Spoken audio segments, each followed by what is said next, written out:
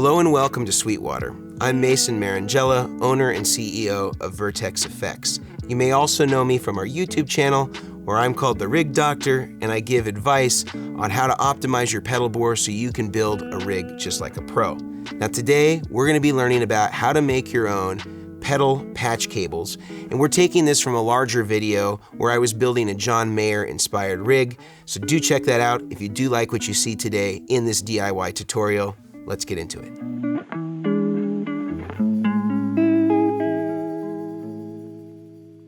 Alright, so I have a few pieces of my raw Mogami cable. This is something that you can ask your Sweetwater sales engineer about. This is all sold in bulk at Sweetwater, so you can get that in addition to the Switchcraft pancake style 1/4 inch plugs that we're going to be using today.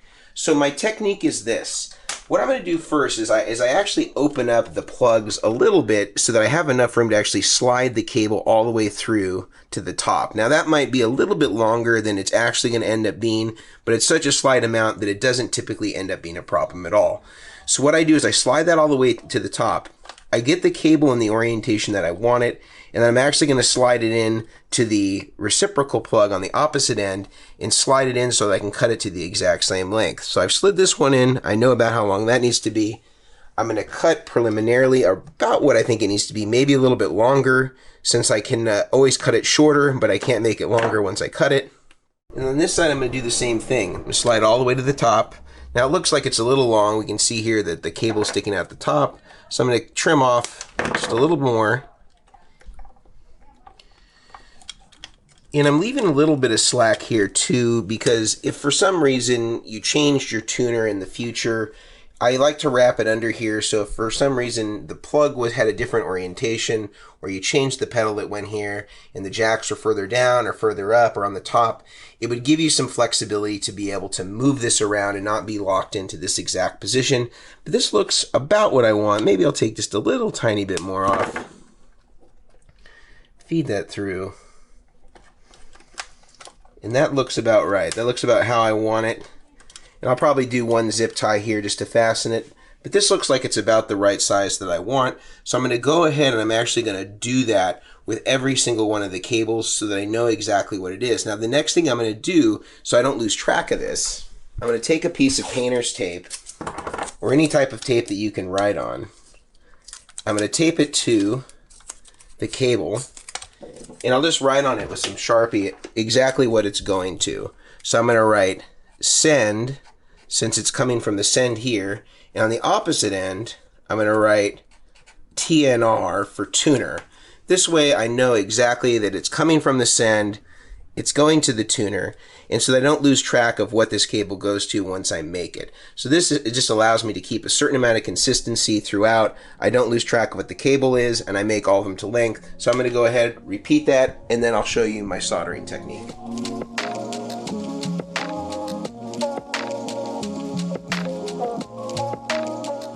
So I now have all of my cables labeled. I know what they're going to. I know where they're going. I'm going to move the pedal board out of the picture. And now it's time for us to focus on our soldering technique.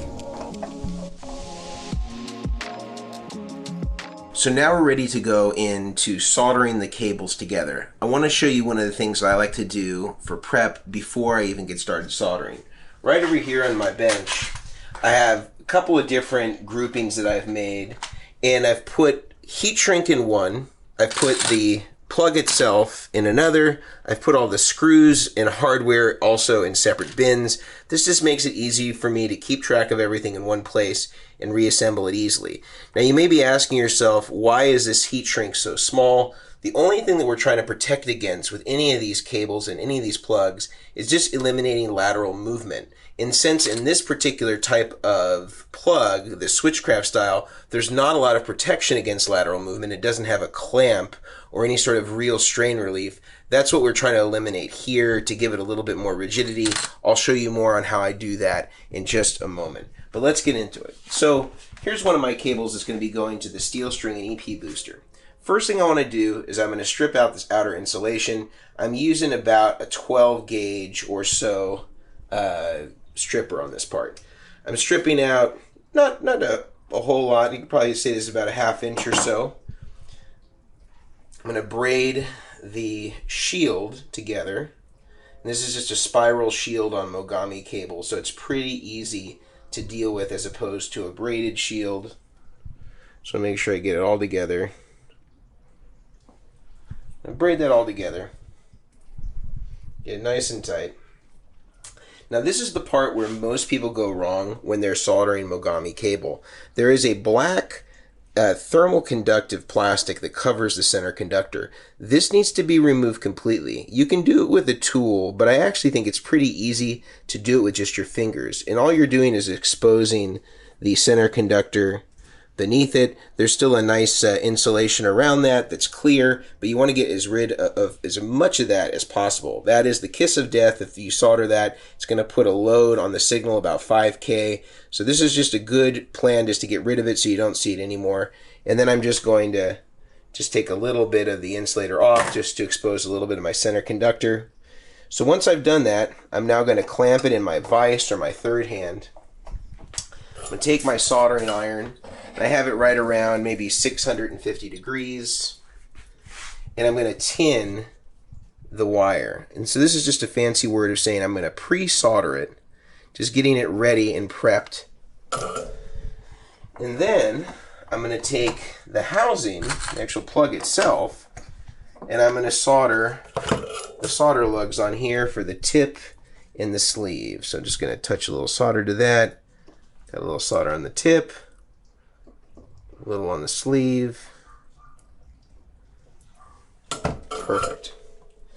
Now what I'm going to do before I start soldering together is I'm going to use 2 pieces of heat shrink. Now depending on the thickness of your heat shrink, you may not need to use 2 pieces. 1 might suffice, or you might need 3 if it's a really thin heat shrink. I've already pre-measured this, and so I know that I need 2 pieces in order for this to work. So what I'm going to do first is I just put the heat shrink on there just so I have it ready to go in advance. And I'm going to kind of size up where I need to put my tip and my sleeve. And I'm just going to solder that down. That's perfect for the tip. And I got a little extra of the shield wire there for the sleeve. So I'm going to cut off my excess. I'm going to kind of bend it into place. I'm just going to press down on that. Perfect. Got a little extra sticking off there on the tip, so I'm going to get rid of that. I have a nicely wired cable there. That's my first end. Is looking pretty good. I'm happy with that. So the next thing I'm going to do is I'm going to take the heat shrink, and I'm not trying to cover anything as much as I'm just trying to create a little rigidity. So I'm going to heat shrink one piece on, and then I'm going to move the second piece up and heat shrink that on as well. So first piece. Just making sure that I don't have anything too hot. I like using embossing guns like this for paper because I find that you have a big threshold where you're not going to kill any of your cables because it doesn't quite get hot enough knowing that it's going to paper. The propensity to burn is high, so these don't get too hot, but they work really well for heat shrinking cables, especially small patch cables like this. Perfect. So as you can see, it's not sticking out a whole bunch. Again, I don't really have any value functionally of having it stick out any more than that. Again, it's just to kind of give me some rigidity. I'm going to line this up, same piece as the first one. Just line those up. Perfect. I'm going to undo it now and just give it one more turn. Perfect. Now I'm going to take the back of my housing. Might even put it back here since it'll be a little easier for me to put back together.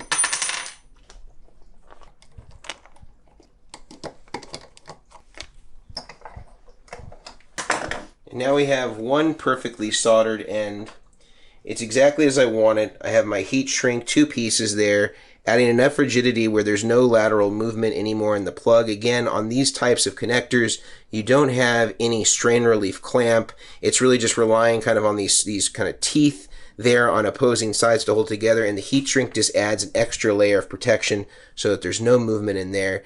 Again, I could have actually cheated this heat shrink up quite a bit if I wanted to, but I just have a little bit sneaking out there just so people can tell that there is some heat shrink there in case somebody needs to service it or they need to know that for any reason. I'm just cheating it out a little bit, but honestly, from a functional standpoint, I could have buried it a lot more into the housing if I wanted, but this is exactly the technique I'm going to use to solder all the other cables. So I'm going to do that real fast. We're going to test all the cables. I'm going to show you how I do that, and then we're going to do a sound check to see how this thing sounds.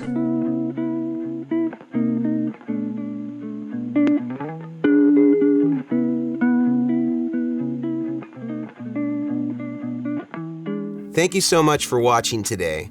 Definitely do check out the full-length version of this video above and in the description, and talk to your Sweetwater sales engineer if you have any questions whatsoever about what you saw today. Also be sure to like, subscribe, and leave us a comment below. I'm Mason Marangella from Vertex Effects, also known as the Rig Doctor. I'll see you later.